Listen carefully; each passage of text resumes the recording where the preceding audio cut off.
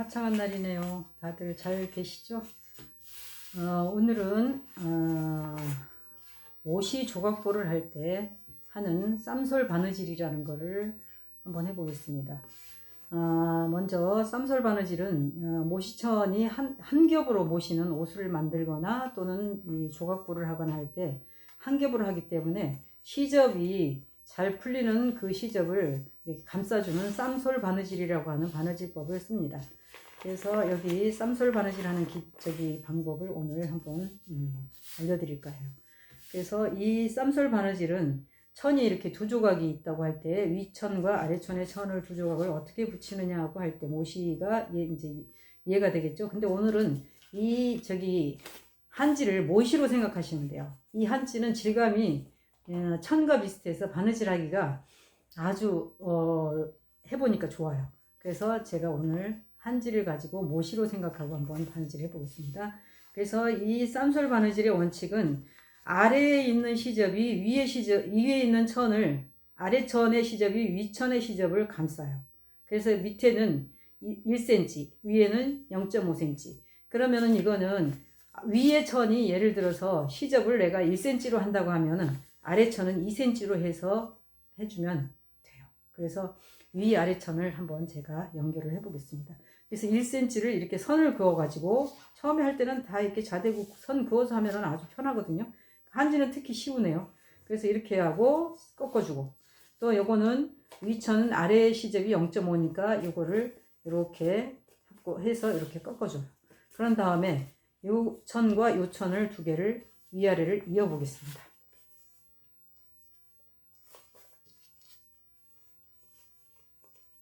매듭을 짓는 방법은 각자 다 틀려요. 그래서 그냥 본인이 원하시는 대로 하는데, 저는 제가 하는 방법으로 이제 이렇게 매듭은 이렇게 한번 해보겠습니다. 사이로 놓고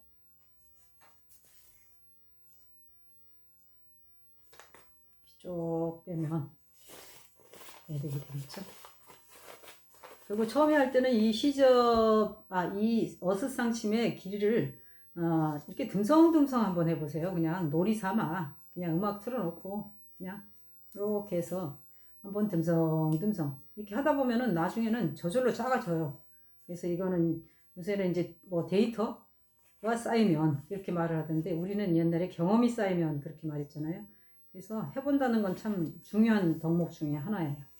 그래서 오랫동안 이렇게 하는 거 해보면 저절로 그냥 잘하는 사람이 되더라고요.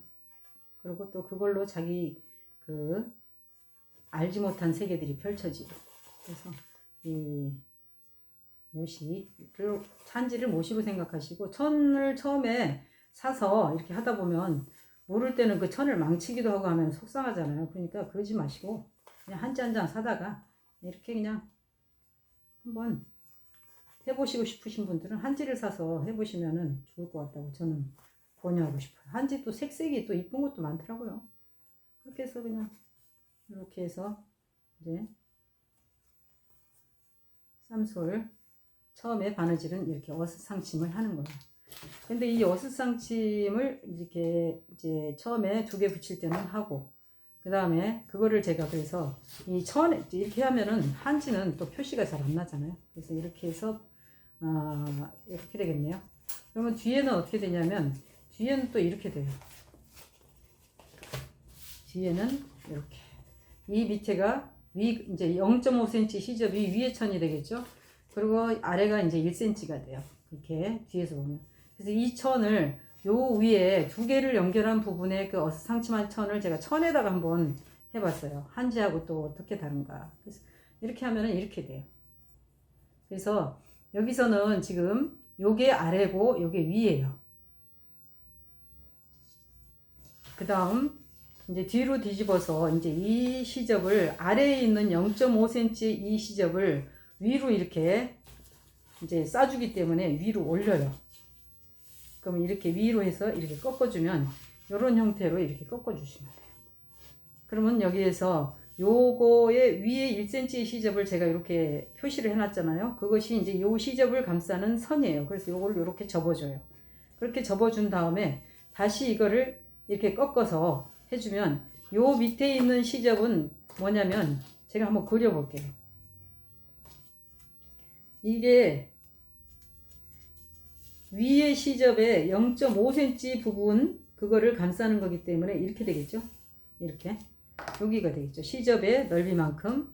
그러면은 요거를 이렇게 감싸서 0.5cm 이렇게 하면은 요거하고 맞닿게 되겠죠. 같은 그래서 요 선 따라서 꺾어 주시면 돼요. 그러면 요거 요렇게 이제 꺾을 수가 있겠죠. 이렇게. 또 이렇게 꺾어줘요. 그러면은 뒤에서 보면 이렇게 이제 되겠죠. 안에서 보면. 그리고 밖에서 보면은 이런 형태가 되겠죠. 그렇게 해서 요거를 바느질을 또 앞에서 했던 바느질과 똑같은 방법으로 연결을 해주면 돼요. 이렇게 해서 잡고, 그러니까 이제 아래 그 시접이 위에 시접을 감싼 거죠.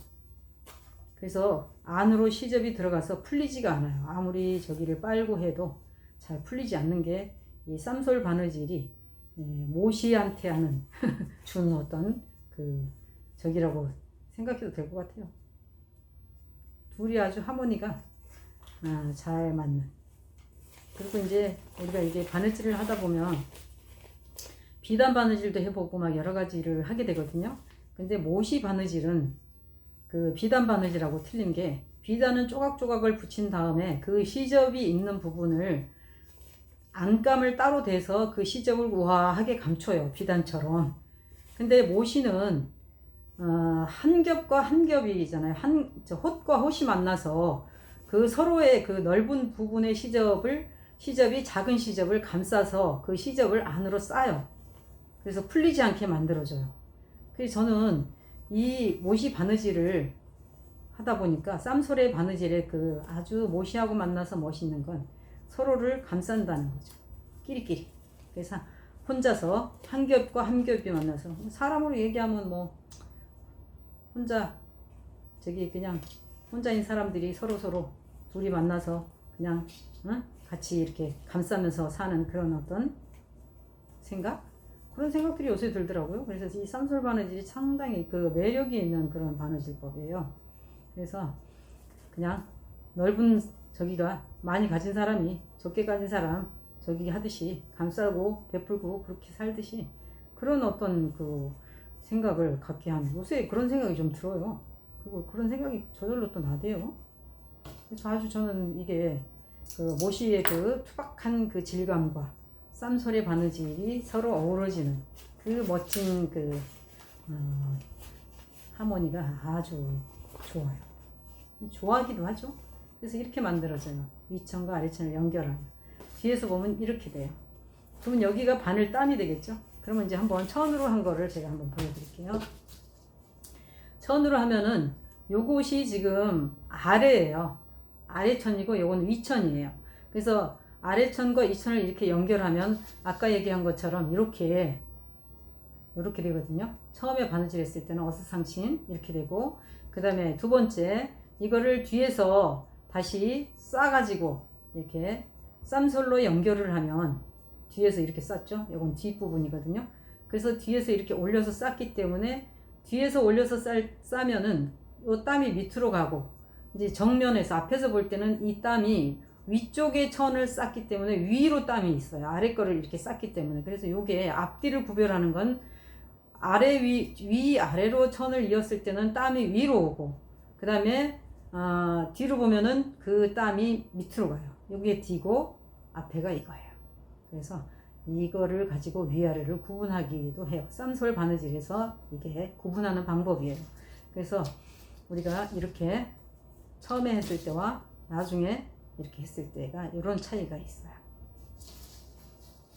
그래서 우리가 이 쌈솔 바느질이 갖는 그 아주 우리가 알지 못하는 그 신비로운 저는 이제 신비로운이라고 표현을 하는데, 아주 상상하지 못하는 세계가 있어요. 이렇게 해서 우리가 쌈솔 바느질을 한번 익혀서 알게 되면 어떤 저기가 가능하냐면요. 제가 이제 사진을 이제 찾아봤거든요. 예전에 저도 이게 바느질 한 지가 이제 7년 됐어요.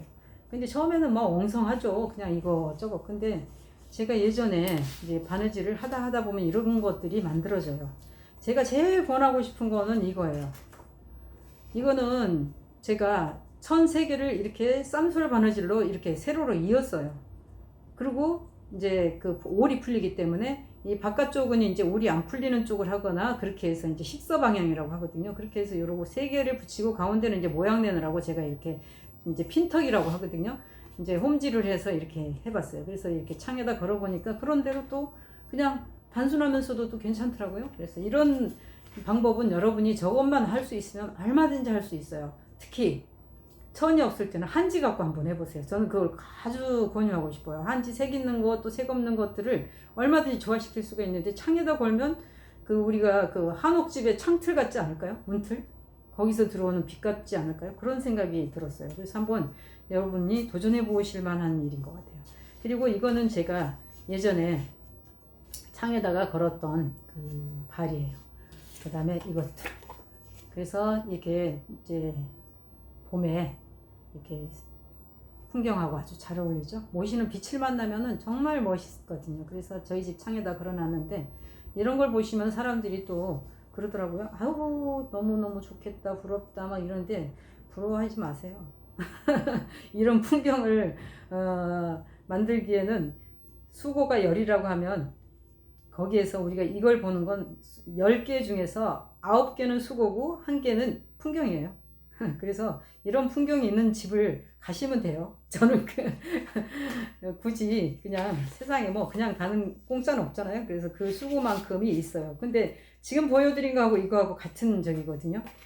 왜 이것이 생겼냐면 저 봄에 저걸 제가 걸었거든요. 근데 우리 남편이 아파서 이제 병원을 가게 돼서 이게 겨울까지 그냥 못 뛴 거예요. 너무너무 이제 그 시간이 저기 하고 힘들어서.